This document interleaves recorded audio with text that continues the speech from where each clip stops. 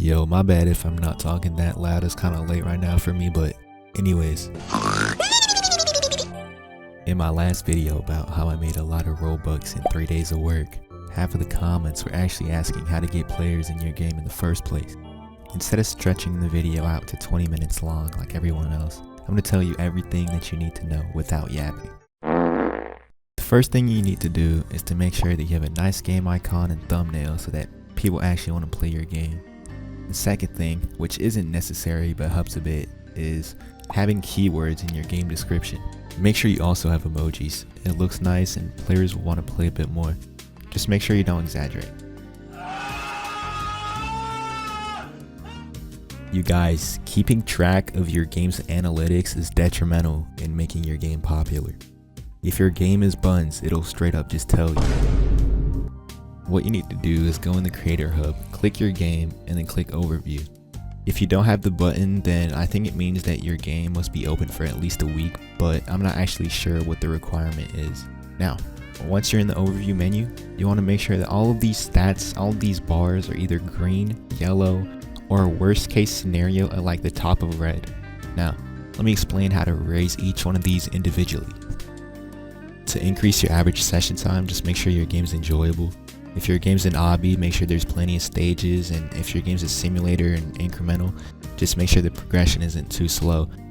I mean, you get the point. This is kind of straightforward, but you can also always go down the Souls RNG route and make your players AFK overnight for the best stuff.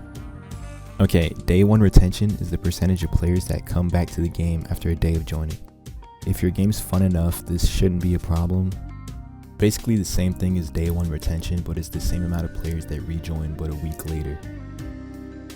This is the percentage of players which will spend Robux on your game. Just don't shove a ton of rainbow buttons everywhere on the side of your screen, because yeah, just maybe add like a subtle notification or something. This is pretty self-explanatory. It's just the amount of Robux you get per paying player. This is the amount of players that play your game after seeing it in their recommendations. Again, make sure your icon and your thumbnail looks nice and don't add unnecessary bloat to the game title. I don't think having a bad like to dislike ratio changes much algorithm wise, but if someone clicks on your game and notices a 30% like ratio, they're probably going to click away. To increase this, add like goals in the description or in the game. If you want to add a like counter in your game, here's how you do it. This is probably the most important tip in the entire video. You want to add a button in your game that invites friends. Here's how you do that. I've actually noticed that popular games are starting to prompt players to favorite the game more and more, and that causes the players to see it in their favorites and therefore increasing the day 1 and day 7 retention.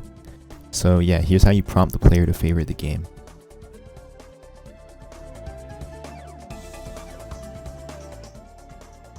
Okay, finally ads. Ads are an easy way to get players. Here's a rundown on everything I do when running an ad. You create a campaign, the name doesn't matter. I select lifetime budget. Now, lifetime essentially does like a wave of players every 2 hours or so, and it brings in much more players than daily, for me at least. Daily used to be the strat when the ad manager first came out, but yeah, it's not really like that anymore.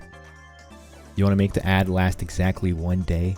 I haven't tested different ad durations, but yeah, it just spreads out your players in that time frame. Alright, the next step is to create an ad set. You select sponsored experience, all regions, all ages, except if your game has like blood or mentions alcohol or anything like that. Toggle as many devices as you can. Just make sure if you select console that your game has proper console support. And finally, all genres. Now, the bidding. This is where most people get it wrong. You want to actually bid like 0.01 or 0.02. And then finally, just select your game for the ad to run. And yeah, the ad should be working after like an hour or so of posting it. For 20 ad credits, which is 5,700 Robux, my average amount of players in total is around 2,000 to 2,500. I don't even actually know if those stats are good, so let me know in the comments how many players you guys get in total. Of course, if you see this video like a year later of it being posted, then the optimal settings probably changed, so I suggest you to just test around yourself. I'm just joking, there's no more tips. That's about it. Just please like and subscribe if you like these straight to the point videos. It will mean the world to me. And yeah, see ya.